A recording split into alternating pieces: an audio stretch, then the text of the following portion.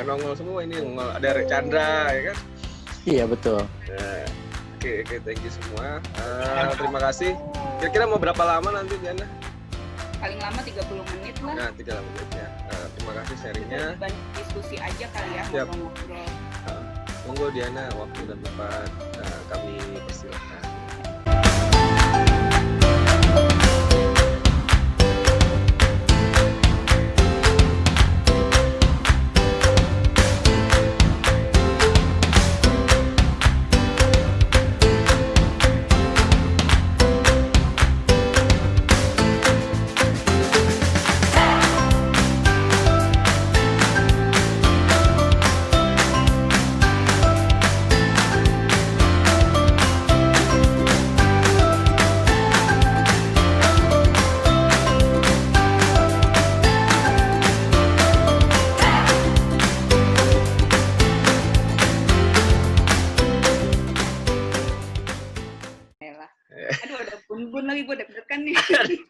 Oh, ada Mijon, ada ini nih CEO Mijon nih, CEO-nya Mijon.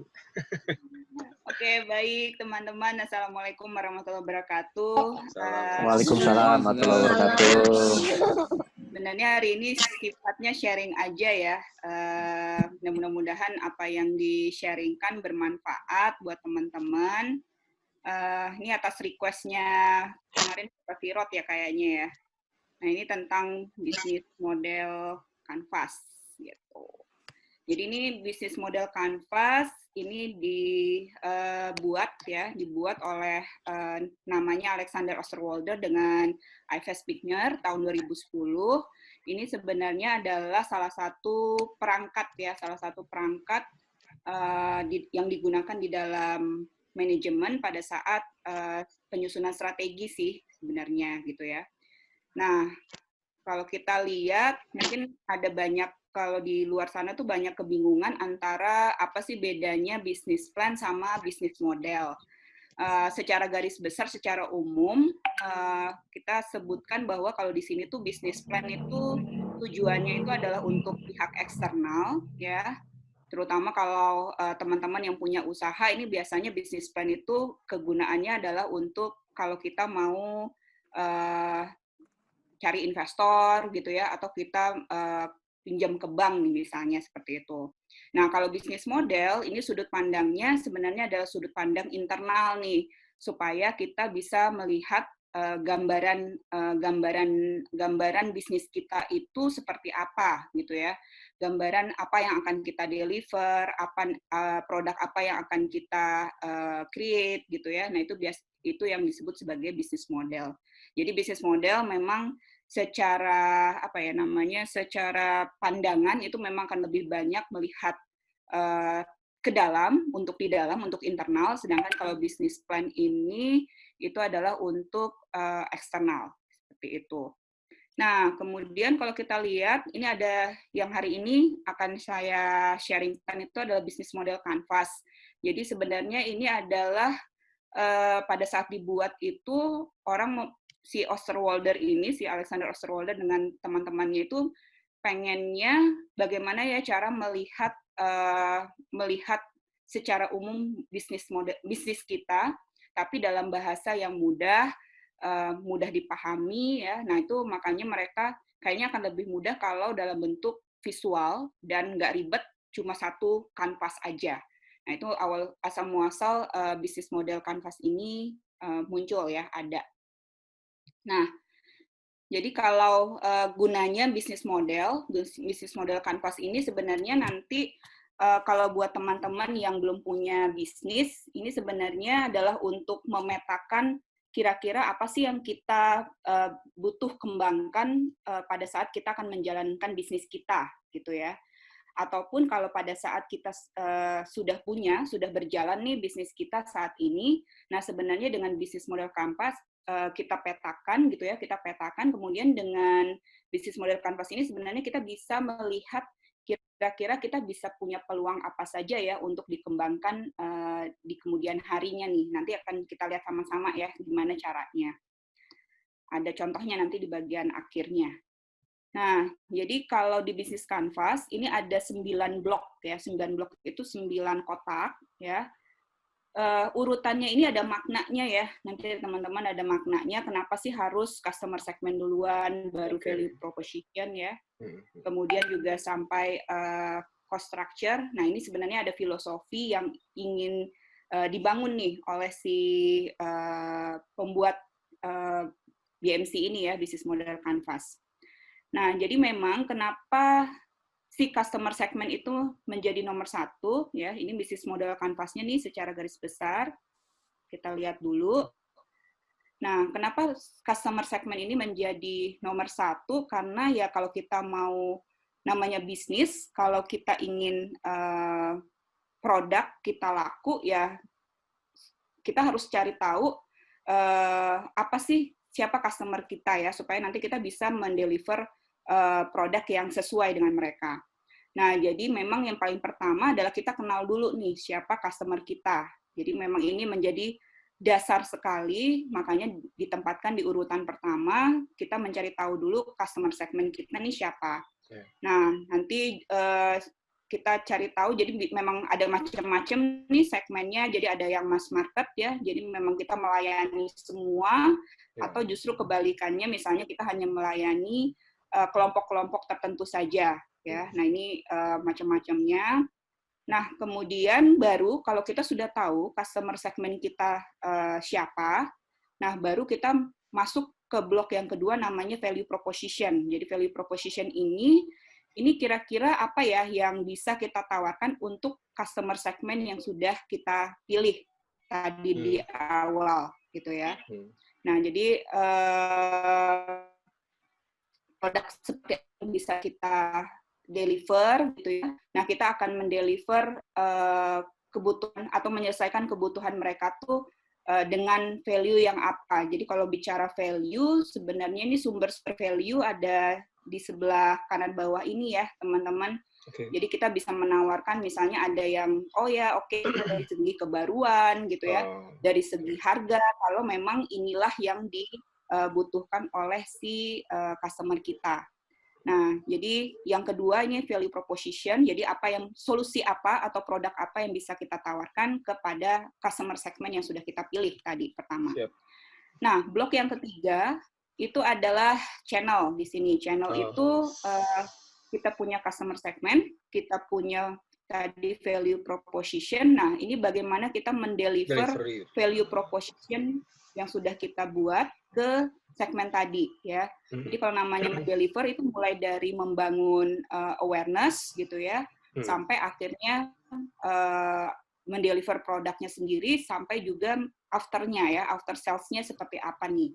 Nah, itu kita bicara di channel gitu ya. Jadi kalau di sini channel itu ada yang kita miliki sendiri, ada yang kita kerjasamakan, ada yang sifatnya kita kelola sendiri, ada juga yang kita kelola dengan bantuan pihak ketiga. Nah, itu nanti juga akan mempengaruhi blok lainnya ya di dalam BMC. Nah, ini channel fasenya, jadi mulai dari awareness sampai after sales-nya. Nah, itu kita bicara di channels. Nah, kalau setelah itu, jadi ini channel bicara cara mendeliver. Nah, yang keempat, blok keempat itu adalah kita bicara bagaimana kita menjalin atau menjaga hubungan dengan segmen-segmen yang sudah kita pilih tadi, gitu ya. Apakah kita punya ada special treatment kah buat mereka atau tidak, gitu ya. Apakah kita punya mendedikasikan orang-orang tertentu yang kita miliki untuk melayani mereka atau tidak. Nah, ini biasanya bicara di customer relationship. Nah, baru pada saat kita bicara 4 blok ini, nah kita tentu saja mengharapkan hasilnya itu ada di namanya blok yang berikutnya yang namanya revenue stream, gitu ya. Kita dapat apa nih dari si customer kita, gitu ya. Nah, macam-macam. Jadi misalnya adalah ya dari hasil jual beli gitu ya. Kadang-kadang kalau kita tidak jual tapi kita cuma minjam ya berarti kita dapat hasil dari ongkos sewanya ya. Nah, seperti itu. Nah, ini revenue stream di situ. Nah, ini juga ada mekanisme pricing ya. Mungkin nggak terlalu detail ya akan dibahas di sini. Jadi ada yang fixed pricing, ada juga yang namanya dynamic pricing nih, teman-teman. Nah, ini tergantung biasanya akan sangat tergantung dari produk apa nih yang kita akan tawarkan kepada segmen tersebut gitu. Jadi bisa jadi satu produk, tapi kalau segmennya berbeda, ini bisa satu segmen kita bicara tentang harga yang tetap, yang fix, ada juga satu segmen yang misalnya dynamic. Nah, itu nanti tergantung dari segmen kita juga nih di sini. Nah, ini kita bicara bagian depannya ya, bagian depan dari bisnis model Canvas, di mana kita berhadapan langsung dengan si customer. Nah, sekarang kita bicara tentang back office-nya nih. Back office-nya yang pertama itu adalah pada tadi saat kita punya value proposition, ya kita mendeliver kepada si customer, nah kita butuh key resources nih.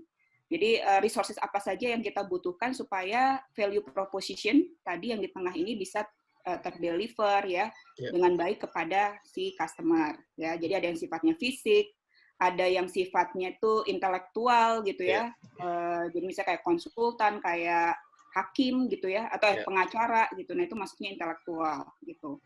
Nah key resources ini nantinya akan mengerjakan namanya key activities ya. Jadi sekian banyak aktivitas yang kita lakukan dalam proses kita mendeliver value proposition ke tangan customer. Nah, kita pasti ada sekian banyak juga aktivitas. Nah, memang yang dipetakan di sini hanya yang utamanya saja. Jadi yang benar-benar kita lakukan sebagai inti dari bisnis kita, gitu ya. Jadi biasanya di sini ada terkait dengan production, problem solving, ataupun jejaring di sini. Nah, kadang-kadang kita pada saat melakukan proses penyampaian value proposition kepada tangan customer ini, kita nggak bisa sendirian gitu ya. Kita butuh bantuan dari pihak ketiga atau orang lain. Nah, biasanya di sini juga kita bicara ada namanya key partnership. Jadi siapakah orang-orang atau pihak yang nantinya membantu kita pada saat kita mendeliver produk kita di sini. Nah, kemudian yang terakhir, nah tentu saja ini karena tadi ada resources, ada aktivitas yang harus dijalankan, kemudian ada kemitraan yang dijalankan di sini. Nah, kita bicara yang terakhir di dalam bisnis model Canvas itu adalah cost structure-nya, gitu ya. Jadi ada yang cost driven, ada yang value driven. Nah, ini inti dari bisnis model Canvas sebenarnya lebih memudahkan kita melihat bagaimana sih kita menjalankan bisnis kita sebaiknya dan seharusnya gitu ya. Nah, jadi biasanya sih memang karena sederhana tadi ada cuma plot, biasanya kita cuma butuh satu lembar gitu ya, satu lembar kertas atau karton, kemudian kita mulai memasukkan gambaran dari bisnis kita, mulai dari segmennya siapa sampai akhirnya cost structure-nya bagaimana.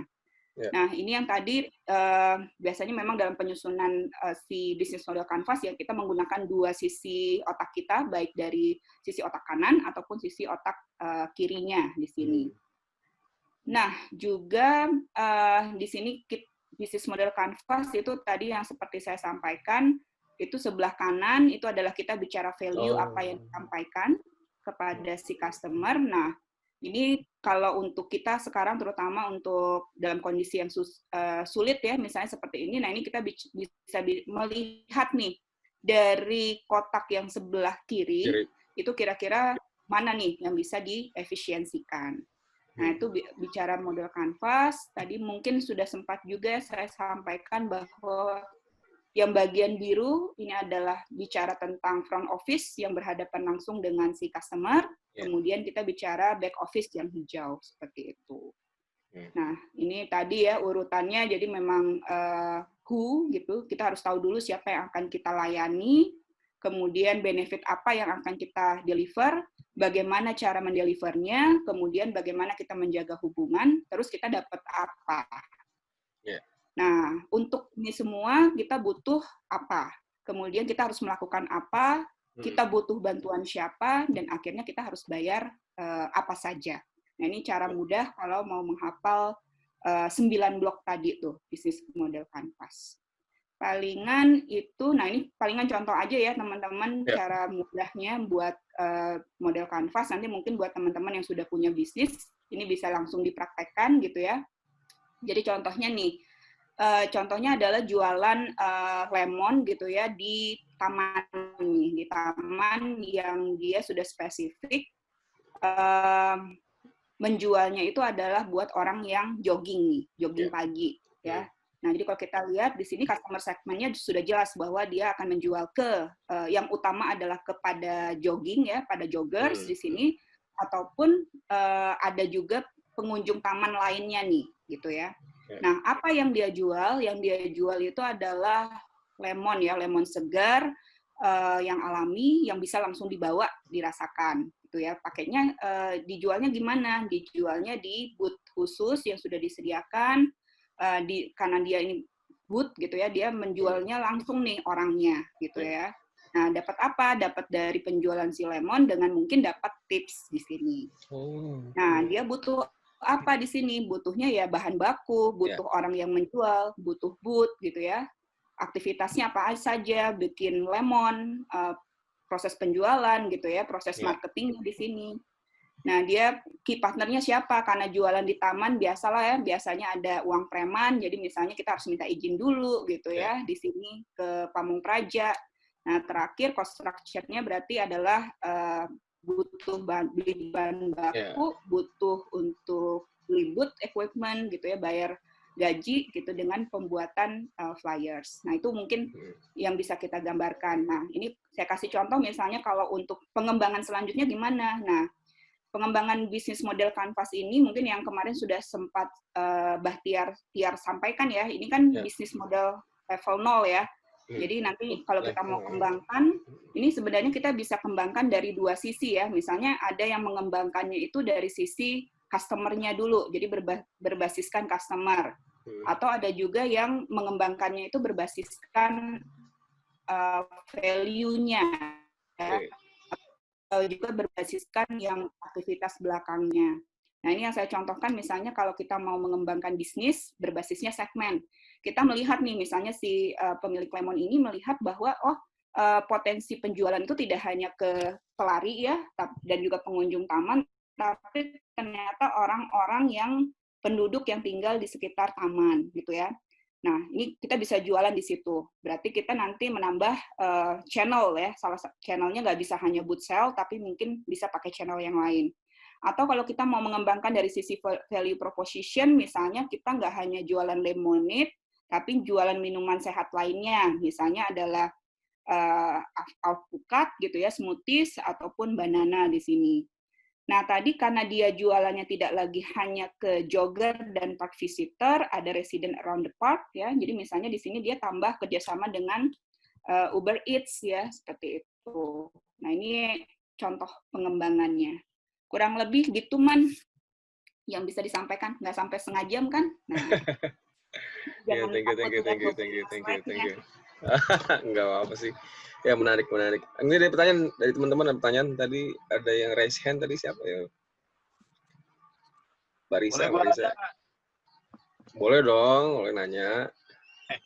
Mbak Diana, kalau misalkan kita punya dua target segmen yang bertolak belakang, let's say saya mau dapetin yang premium market, saya juga mau market, apakah itu artinya nanti dalam satu perusahaan akan ada dua bisnis model yang berbeda? Karena in term of channel juga berbeda, in term of target berbeda, in term of proposition juga berbeda. Apakah itu akan berarti bahwa kita memiliki dua bisnis model yang berbeda atau seperti apa ya? Karena sebenarnya secara resource dan segala macam sama. Resource-nya sama, butuh pengacara, butuh apa misalnya ya. Tapi yang satu saya mau serve yang harga murah, yang satu saya pengen serve harga mahal. Nah, apakah itu berarti kita harus memiliki dua bisnis model yang berbeda? Biasanya kalau masih si resources-nya, jadi masih back office-nya itu masih sama, Gun, itu biasanya kita masih bisa satukan di dalam satu kanvas, Gun. Tapi kalau sudah mulai rumit, karena kan kita nanti memetakannya sulit, sementara tujuannya tadi bisnis model kanvas itu kan supaya kita mudah melihat, nah itu tidak terwujud. Jadi biasanya kalau sudah mulai terlalu banyak perbedaan di setiap bloknya, itu kita mulai memisahkan antara satu produk ataupun antara segmen. Seperti itu, Gun. Oh, jadi kapan kita tahu kalau Tadi misalkan ini Gun kan yang harus nanya. separate nih bisnisnya ya? Ya itu Gun. Yang murah, yang mahal misalkan. Biasanya Nah, dilihat dari apa ya parameternya? parameternya biasanya dilihat dari sudah mulai kompleks di bagian back office-nya tuh, Gun. Sip, clear. Oke. Kalau sudah mulai banyak perbedaannya, jadi misalnya kalau untuk melayani premium segmen, kita butuh orang tertentu, butuh channel tertentu. Nah, semuanya berbeda. Nah, itu kita sudah mulai split bisnis model kanvasnya, Gun. Tapi kalau seperti contoh yang tadi yang Lemonade kan masih simple ya, masih bicara customer segment, masih bicara produknya saja. Nah, itu cara mendelivernya masih kurang lebih sama gitu ya. Nah, itu kita masih bisa satukan dalam satu bisnis model. Gitu, Gun. Oke. Thank you. Thank you, Gun. Tadi Santi nanya ya, raise hand nih, Santi Anggreni. Silakan. Man, Dudi, Man. Hah? Ya, Dudi, mau tanya dikit. Iya. Sebentar melanjutkan yang si tadi Gun sampaikan ya. Di dalam implementasinya, umumnya mungkin Diana di tempat yang di perusahaan-perusahaan, apakah membuat bisnis model kalau punya dua segmen yang berbeda tadi, yang seperti Gun sampaikan, itu biasanya membuatnya bertahap atau bisa juga sekaligus ya? Terkadang kita pengen menjalankan semua model bisnis ke semua segmen, tapi apakah di yang saat ini sudah ada di banyak perusahaan menjalankannya itu, atau membuat bisnis modelnya satu persatu, atau gue bikin bisnis model dulu sekaligus, implementasinya baru bertahap, atau biasanya satu dulu jalanin, baru yang segmen berikutnya bikin lagi terus jalanin. Kayak sirop tuh ya, PT-nya banyak banget ya. Iya. Takut ini aja sih, takutnya gue soalnya ada punya teman juga kan, bikin di satu segmen, kemudian ini aja belum sesuai harapan, buka segmen yang lain gitu kan. Ya biasanya kalau perusahaan lokal itu memang seperti itu tabiatnya ya, maksudnya tuh biasanya tidak sabar untuk nge-grab segmen-segmen yang baru tanpa perencanaan yang bagus. Biasanya itu yang saya temukan. Tapi kalau misalkan balik ke pertanyaan apakah harus bertahap atau enggak, menurut saya tuh kita harus punya satu streamline yang udah strong enough untuk kita pertahankan.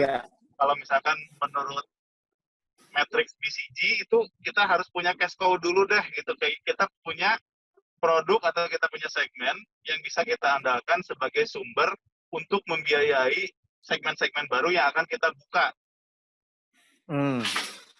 Biasanya seperti itu, dalam artian kayak misalkan saya nih mau ngeluarin MyZone nih, setelah Aquanya jejak baru kita bikin yang lain, bikin Aqua, kemudian bikin teh dan seterusnya.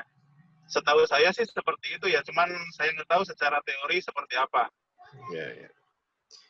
Ya gue pernah ngalamin sih pada saat gue nyoba untuk melakukan sebuah bisnis yang sifatnya palu gada, tau nggak palu gada? Apa yang lu mau gue ada, ya kan? Betul. Akhirnya dari sisi pelaku bisnisnya yang gue alamin sih lost focus, kemudian kemudian selalu kan kita kan punya juga target gimana nggak ngecewain customer kan. Customer, resource-nya jadi berantakan juga. Akhirnya kalau memang terlalu banyak bisnis yang ditangani tapi perencanaannya nggak begitu kuat, ya bahaya laten maksudku. Bahaya. Ya, bahaya laten. Yang akhirnya tergerus semua. Yang hancur tuh nggak satu tapi bisa semuanya. Nggak dapat semua ya. Awalnya juga bisa jadi kabur customer-nya ya. Karena ada layanan mereka akhirnya tidak puas, kecewa. Betul. Itu yang pernah aku alami sih. Ini jadi curhat. Sama deh.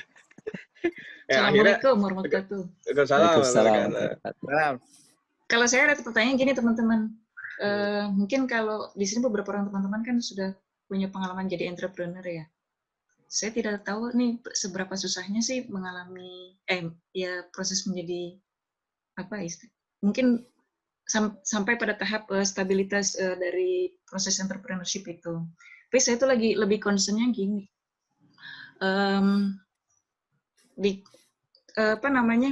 bagaimana kita mungkin sebetulnya mungkin angkatan kita ini mungkin bisa jadi kita bisa bikin proyek kecil. Anak-anak udah pada punya anak-anak umur berapa ya kira-kira?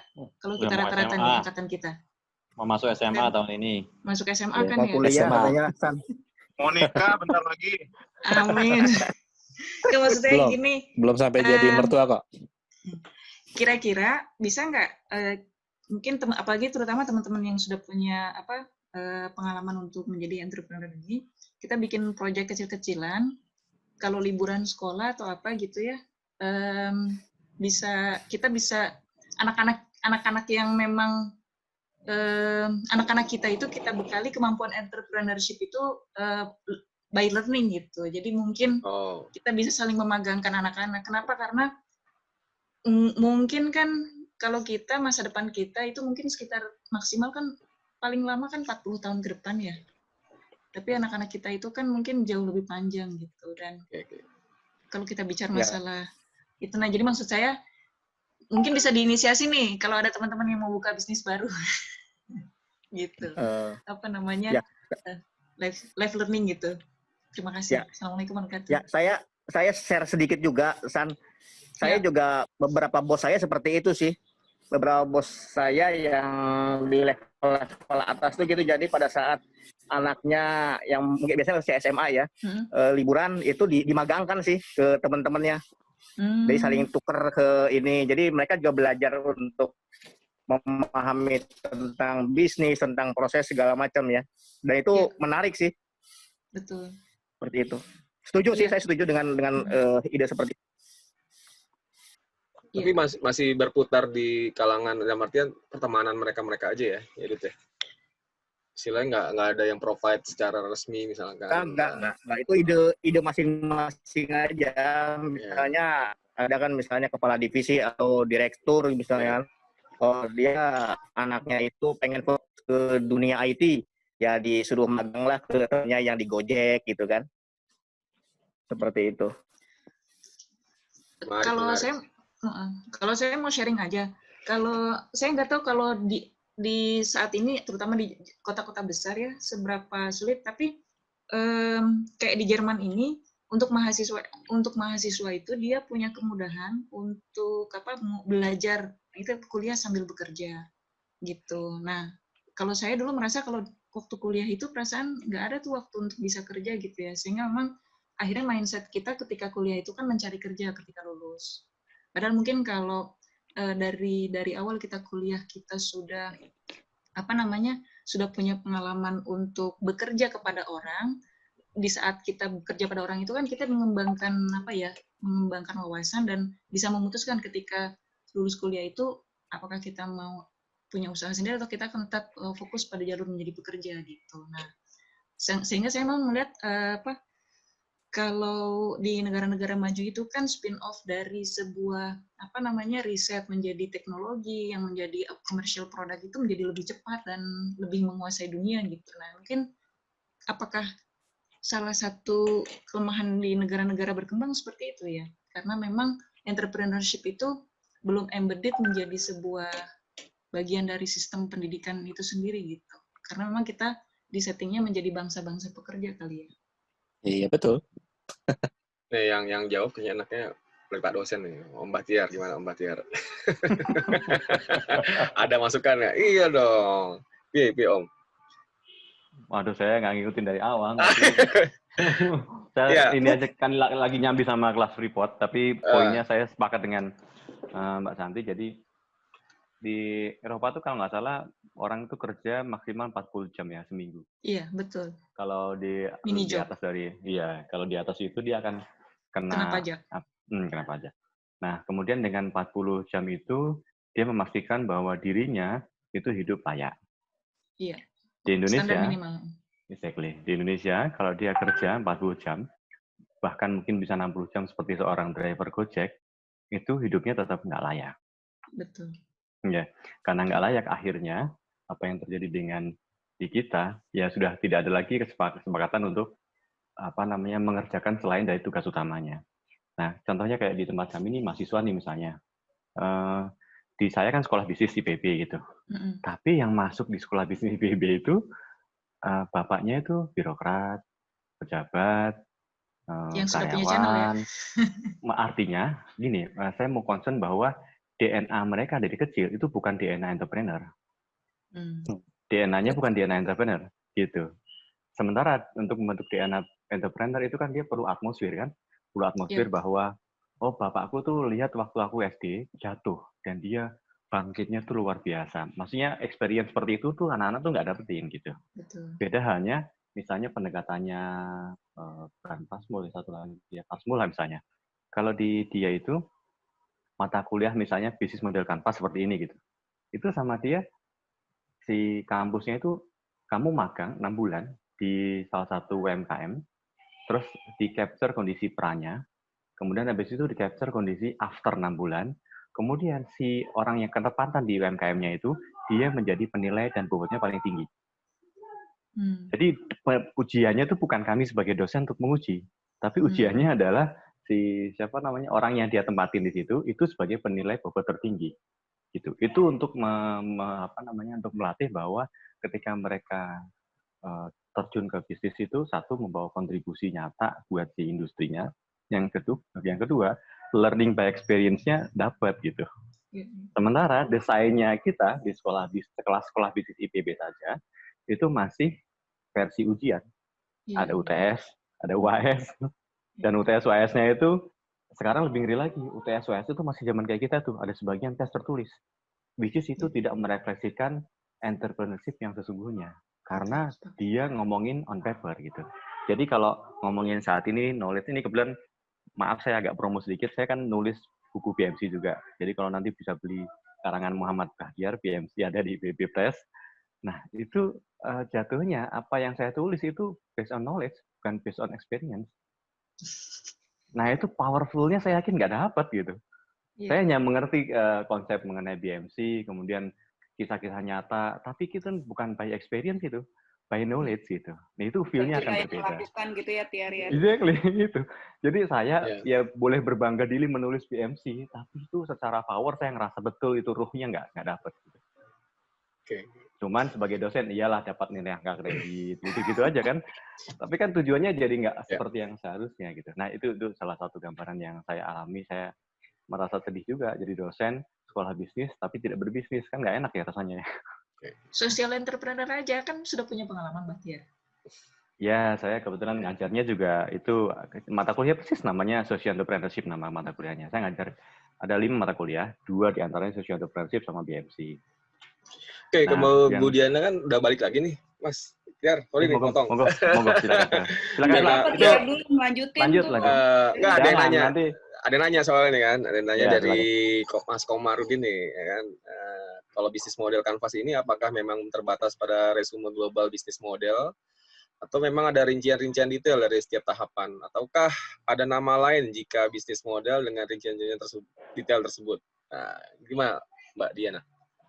Jadi sebenarnya tuh, jadi kalau di dalam jalur ilmunya nih sebenarnya bisnis model Canvas tidak hanya, jadi orang banyak melihat tuh karena ada kata bisnisnya gitu ya, karena ada kata bisnisnya ini hanya bisa digunakan oleh bisnis, tapi ternyata tuh nggak juga ya, jadi bisa digunakan oleh banyak lini untuk apa ya, menggambarkan sebenarnya lebih kayak proses apa yang terjadi di dalam sebuah organisasi atau institusi. Jadi nggak hanya bisa dipakai di bisnis, tetapi juga bisa untuk organisasi-organisasi yang non-bisnis. Tapi memang ada beberapa buku tuh sudah memodifikasi misalnya kalau di non-bisnis, kita kan nggak bicara tentang revenue stream ya, tapi bicara hal yang lain. Nah itu yang juga masih bisa digunakan tapi dengan sedikit modifikasi. Seperti itu sih. Mungkin itu bukan ya yang pertanyaannya Komar? Gimana Om? Komeng. Ngomong dong Om. Ngomong Om. Maksudnya gitu bukan? Oke. Siap. Enggak, kalau saya sih berpikir begini, kalau di Canvas itu kan hanya anggaplah satu lembaran gitu ya.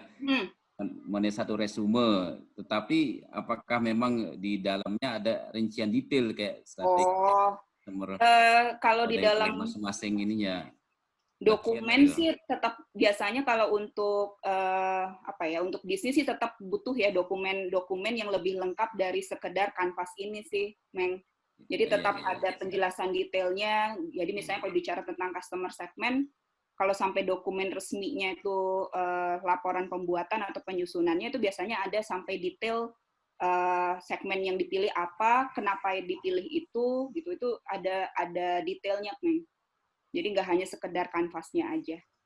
Tetap butuh biasanya. Oke, thank you.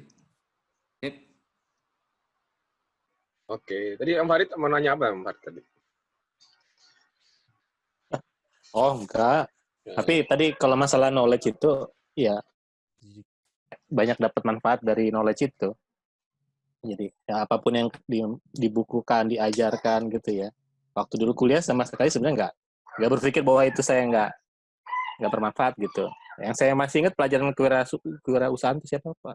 Almarhum Sudarsono ya namanya.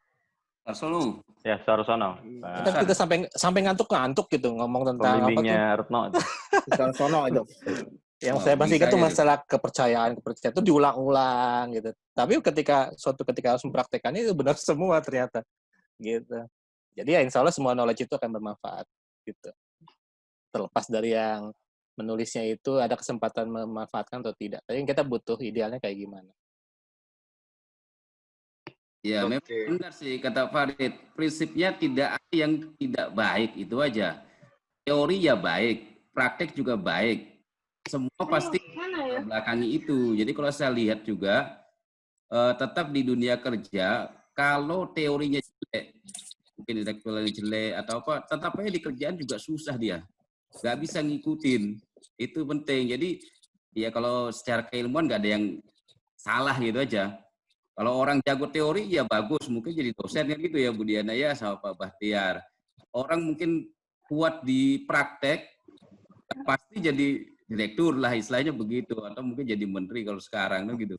Saya kira itu baik dua-duanya, memang ya perlu proporsi yang pas. Nah ini mungkin bagian dari pemerintah, jadi harus membagi proporsi itu apakah memang 30% di ilmu, 70% di praktek ya supaya posisi ini sama jalan. Terima kasih. Oke, thank you. Om Diar apa Om Diar? Nggak ada senang dengerinnya karena pokoknya gini prinsipnya. Saat ini kan saya karena sorry itu nggak ikut full gitu, tapi BMC itu seperti Tante Diana tadi bilang, memang dia kulit sebenarnya. Tapi kulit itu enak kenapa begitu ditampilkan dalam satu lembar halaman pertama, kalau investor langsung lihat, dia langsung, oh ini yang dia mau. Itu sebenarnya. Tapi walaupun di belakangnya itu akan ada tumpukan file gitu, tapi satu halaman itu kalau dipaparkan ke investor, itu langsung menjelaskan keseluruhan bisnis sebenarnya. Nah, untuk mengatakan layak tidak layak, ada lagi visibility study kan gitu ya. Untuk tapi secara gampang itu memang BMC salah satu yang tools yang powerful untuk membuat menjadi sangat sederhana dalam bentuk satu paper yang bisa dilihat sekilas gitu. Kalau ketemu investornya hanya punya waktu 5 menit, nggak mau dengerin kita punya PPT panjang di belakang, satu PPT halaman terdepan itu BMC. Nah, itu paling oke itu. Tips yang bagus nih. Gitu. Iya. Gitu. Hanya kalau dia mau lihat lebih detail, nah itu nanti kan ketahuan tuh, misalnya proyeksi pendapatan dalam 3 tahun ke depan dengan bisnis ini, nah itu harus tetap ada. Tapi kelihatan di revenue stream-nya tuh dapat uangnya dari mana. Gitu. Ya, mungkin bisnisnya tahu baksonya Mbak Retno nih, Mbak Retno. Saya sih ngerasa ini yang paling powerful ya, Tante Diana. Apa namanya kalau kita menstrukturkan seperti BMC itu, misalnya ngomongin key partners gitu ya. Saya ngelihat kadang-kadang ketika kita melakukan activity itu, kita udah tulis nih key partnernya tuh 1 ini, 2 ini, 3 ini gitu. Tapi ternyata alokasi waktu kita untuk key partner itu nggak proporsional seperti prioritasnya itu. Betul. Itu kayak merefleksikan ke diri kita sendiri, Mas. Jangan-jangan tuh kita ketemu sama partner sama yang kita sukai, bukan sama yang seharusnya kita temui, kita butuhkan, betul. Nah, kenapa namanya key dan dia sengaja diurutin 1, 2, 3 itu karena memang priority gitu. Nah, itu kayak mengingatkan kembali ke kita bahwa activity kita, apakah itu sesuai dengan key activity yang tertulis di awal. Gitu. Pun demikian dengan resource. Jangan-jangan nih, kita ketemu sumber daya resource itu, ternyata waktu dan alokasi sumber daya kita, itu tidak dialokasikan untuk menemukan resource yang sesuai dengan priority yang kita set di awal gitu. Betul. Jangan-jangan gitu. Nah, gunanya si BMC itu justru dia tuh. Dia tuh merefleksikan itu. Bisnis existing itu bisa jadi evaluasi buat kita ya, Tiar ya.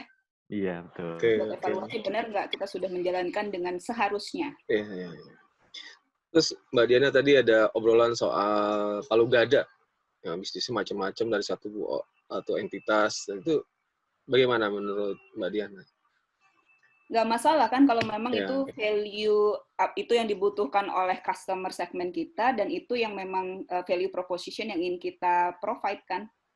Jadi sebenarnya nggak masalah kalau memang palu gada itu yang dicari oleh si customer segment kita.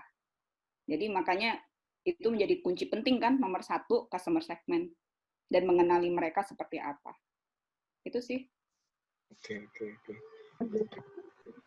Kadang-kadang soalnya paham, kadang-kadang mereka tuh meminta misalkan entah layanan ke kita based on trust ke kitanya karena mereka udah enak gitu ya mungkin menjalin kerjasama.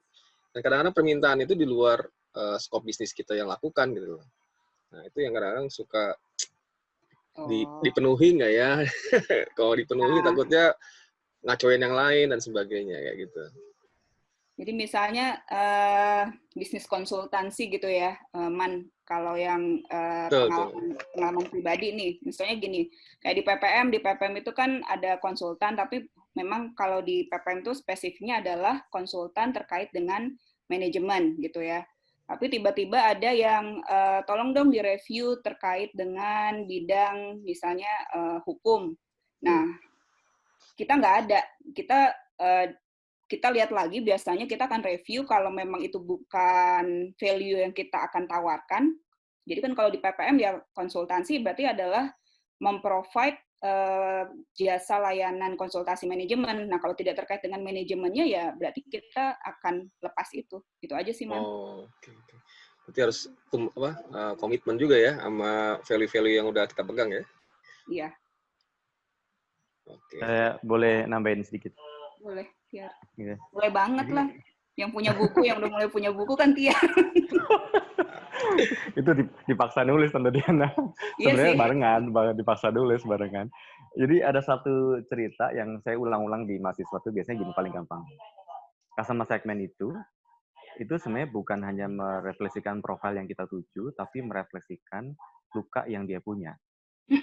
Sementara value proposition itu merefleksikan obat yang mau kita kasih gitu. Jadi kalau misalnya Mbah Tiar berasal dari keluarga miskin, kemudian habis itu bapaknya pegawai negeri, ibunya ibu rumah tangga, maka refleksi lukanya Mbah Tiar itu adalah finansial. Refleksi lukanya Mbah Tiar. Kemudian Mbah Tiar punya pasangan hidup yang datang dari keluarga yang berada, misalnya seorang pengusaha. Kemudian waktu bapak mertuanya Mbah Tiar atau orang tuanya istri itu seorang pengusaha, maka refleksi lukanya dia adalah perhatian. Karena waktu itu ditinggal terus sama bapak ibunya untuk bisnis gitu. Nah, suatu ketika Mbah Tiar tuh jalan-jalan ke Eropa, kemudian habis itu pulang, bawa tas Hermes buat istrinya. Terus dia merasa bahwa aku sudah memberikan persembahan terbaik buat istriku. Kenapa?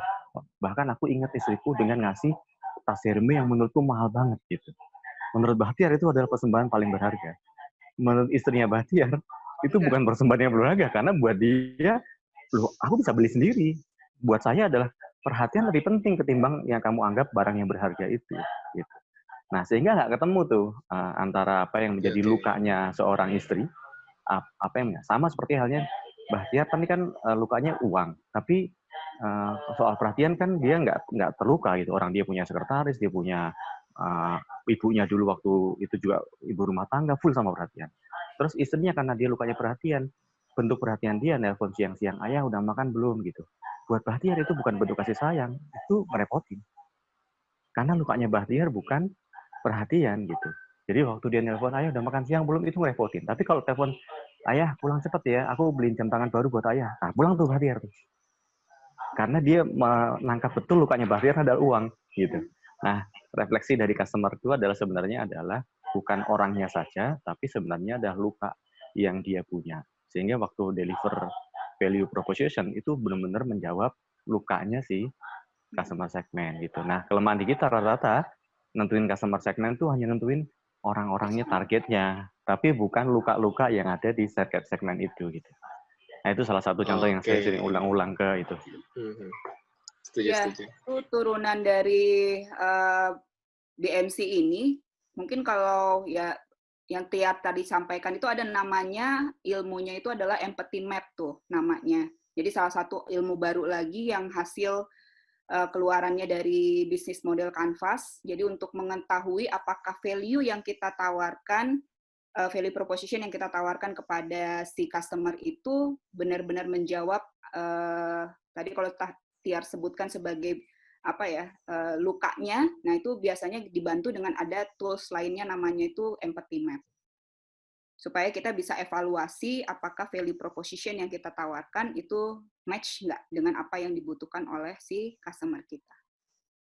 Nah, tapi kadang-kadang kan kita dapatnya segmen itu, customer segmen itu kan sudah kayak apa ya, given ya, sudah dapatnya ya sudah seperti itu. Nah, kira-kira untuk kita menekankan value apa yang bisa kita tawarkan kepada customer, ya biasanya alat bantunya itu tadi, namanya empathy map.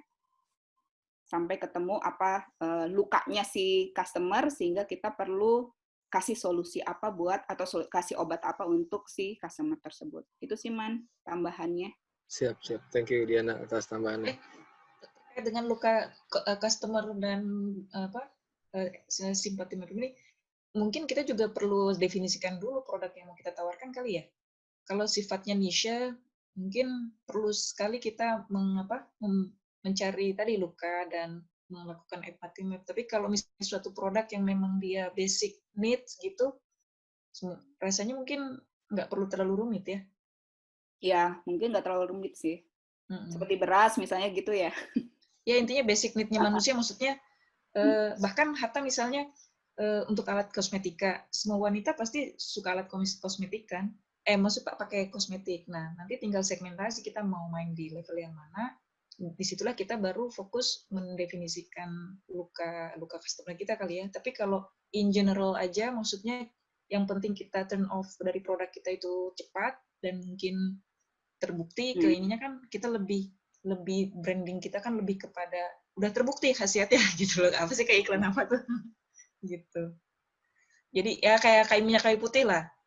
Mau dia apapun kan, minyak kayu putih itu dicari di saat kita semua orang masuk angin kan, kita peduli luka customernya apapun. Oke. By the way, Santi sana malam, pagi? Di sini baru jam 6 pagi. Oh, 6 pagi. Ya, beda 5 jam ya, San ya? Ya, beda 5 jam. Itu ya begadang gitu. Di sini kalau lagi summer, subuhnya jam 3:30 gitu. Pagi banget 3:30 jam 3-an lah. Oh ya, malamnya lebih pendek ya kalau summer, lupa. Anyway, gitu teman-teman, kalau ini apa sarannya dari Komar nih, nanti perlu kita elaborasi lagi nanti mungkin di percakapan di grup ya. Ya kan juga teman-teman kan di sini juga tahu si A aktivitasnya di mana, kesibukannya apa. Betul. Mungkin bisa saling inilah silaturahmi seperti ini sebaiknya sih kita coba beberapa kali dilakukan agar tahu. Betul. Misalnya Mbak Tiar nih ada di kampus IPB, kira-kira saya bisa nggak magang di sana dan sebagainya. Nah, istilahnya tahu lah posisi masing-masing di mana. Yang anaknya mau kuliah IPB ya daftar ke saya. Nah, seperti itu. Atau mau konsultasi kuliah IPB, saya harus nyiapin apa aja dan sebagainya, misalkan gitu.